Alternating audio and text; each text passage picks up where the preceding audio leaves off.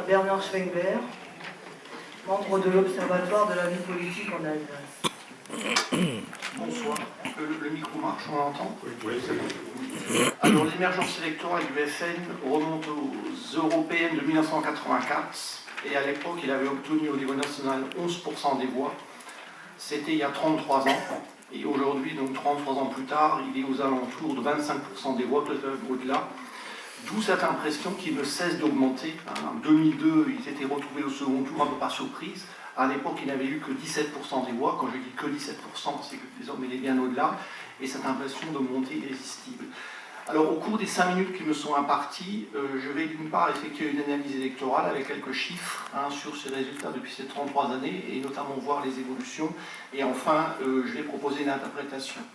Alors, en ce qui concerne les résultats électoraux, je crois qu'on peut très clairement faire la distinction entre deux périodes. Pour la première période, qui va en gros de 84 à 2010, il avait des scores électoraux très irréguliers qui oscillaient d'élection à élection entre 10 et 17% des voix. C'était ça. Et c'était des scores instables qui dépendaient du type d'élection et également très fortement de la participation électorale. C'est au présidentiel qu'il avait les scores les plus élevés, et toujours au présidentiel, donc 88 c'était déjà 14%, 95 15%, bon 2002 17%. En revanche, aux autres élections, c'était plus faible, et là où c'était le plus faible, c'était aux européennes et aux cantonales. Et en fait, on voit très clairement une corrélation entre la participation et ces scores. Lorsque l'abstention était élevée, c'était le Front National qui en souffrait le plus. Et ça, on le voit aussi très bien donc, après le type d'élection, mais également quand il y avait deux élections qui se suivaient de façon rapprochée. En général, les gens votent toujours beaucoup moins pour la seconde élection, et le Front National avait régulièrement des scores beaucoup plus faibles. Ce qui fait qu'il y avait vraiment un électorat, on peut dire non fidèle par rapport au FN, qui votait pour lui, pour la présidentielle, c'est là où la campagne électorale est la plus longue, c'est là où les gens se mobilisent le plus, mais qui ne votait pas pour lui, ou pas entièrement pour lui, aux autres élections, alors qu'à ces autres élections, il présentait des candidats partout. Donc c'était un électorat qui oscillait entre une abstention, peut-être de protestation si on veut, et un vote FN. Autre élément, lorsqu'il parvenait à se maintenir au second tour, ce qui était assez rare, mais ce qui arrivait parfois, il améliorait très faiblement son score de premier tour. Et donc l'exemple le plus flagrant, ça avait été Le Pen en 2002 au second tour. Au premier tour, il a eu 17%, au second tour, il a 18%. Autrement dit, au second tour, il n'a même pas réussi à prendre l'ensemble des voix de Maigret. Donc c'était vraiment, il n'y avait pas de réserve de voix pour le second tour. Désormais, tout est différent. Il y a 3 différences. Premièrement, il est beaucoup plus haut, 25%. Deuxièmement, il est beaucoup plus haut, quel que soit le type d'élection. Et donc ce côté électorat instable qui oscille entre l'abstention et le vote FN, ce n'est plus du tout le cas. Et ça s'est vu à partir de 2011. C'est passé relativement inaperçu parce que c'était les cantonales, donc c'est moins commenté, et il y avait des élections dans un canton sur 2. Il avait eu presque 20% des voix au cantonal en 2011, ce qui ne s'était jamais vu avant. Aux européennes de 2014, il y a eu 25%, avec une participation très très faible, ça ne s'était jamais vu avant. Donc maintenant, il a 25%, on peut dire, quelle que soit l'élection et quelle que soit la participation. Donc maintenant, il a un électorat beaucoup plus stable et beaucoup plus fidèle. Et troisième différence, lorsqu'il est présent au second tour, ce qui se produit assez souvent, il améliore très fortement son score du premier tour. Donc ça s'était déjà vu au cantonal de 2011, il a pu maintenir ses candidats assez souvent, et on l'a vu par la suite, puisqu'également au régional, il y avait également un second tour, il améliore son score du premier tour au second tour, et on le voit aussi dans les sondages pour la présidentielle, donc ça serait au moins 25% au premier tour, mais beaucoup plus au second tour, donc ça aussi c'est nouveau.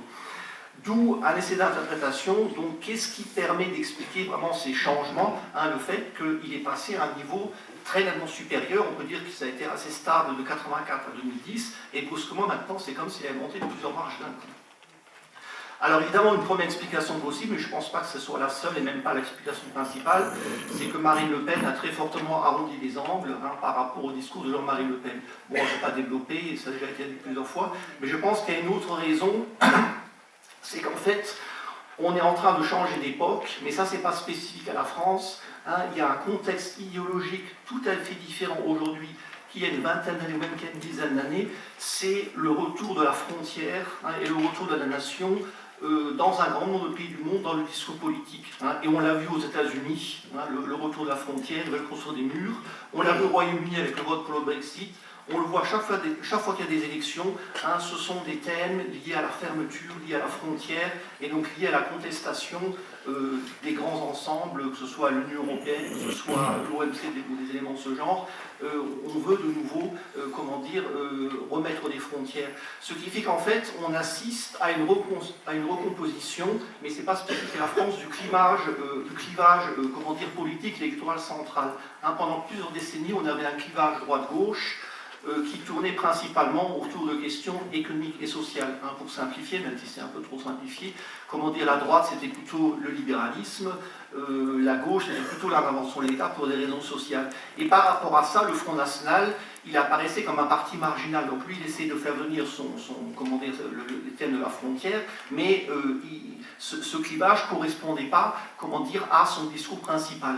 Alors qu'à l'heure actuelle, on assiste à la mise en place d'un clivage central qui tourne autour du débat ouverture-fermeture. Hein, ouverture-fermeture. Et par rapport à ce clivage, le Front National, à lui tout seul, il occupe pratiquement l'un des deux pôles. Il occupe le pôle de la fermeture. Et il a en face de lui tous les autres, hein, qui occupent le pôle de l'ouverture.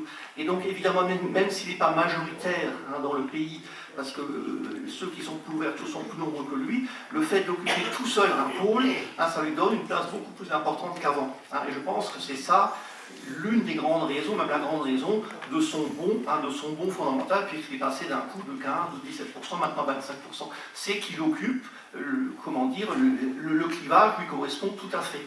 Hein, ce qui fait que c'est vraiment son thème, la fermeture, que ce soit par rapport aux personnes, mais aussi par rapport au mouvement de biens, de services, etc. Il est tout à fait, son discours correspond tout à fait aux discussions principales. Ce qui fait également que le contenu de son discours a été modifié, puisque désormais il a introduit des questions sociales qu'avant il ne faisait pas, mais toujours dans le sens on instrumentalise le social pour la fermeture. Hein, et ça marche relativement bien, ça convainc pas mal de choses. Alors, pas mal de monde. Alors ceci dit, ça ne veut pas dire qu'il est majoritaire, et ça ne veut pas dire qu'il va continuer à monter, hein, parce que si on prend les institutions de la Ve République, un parti politique ne gagne jamais les élections s'il n'a pas d'alliés. Il ne gagne pas les présidentielles s'il n'a pas d'alliés, et même aux législatives, il y a très peu d'élus s'il n'a pas d'alliés. Hein. Donc ça, évidemment, on ne peut pas prévoir le futur, parce que ces derniers temps, je ne sais pas qu'on fait des prévisions sur le futur, on se trompe.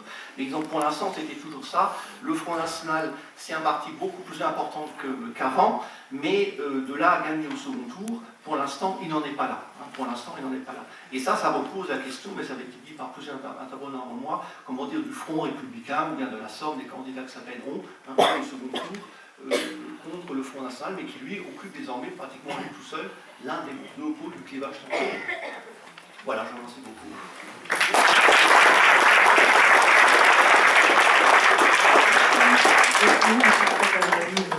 Très précis.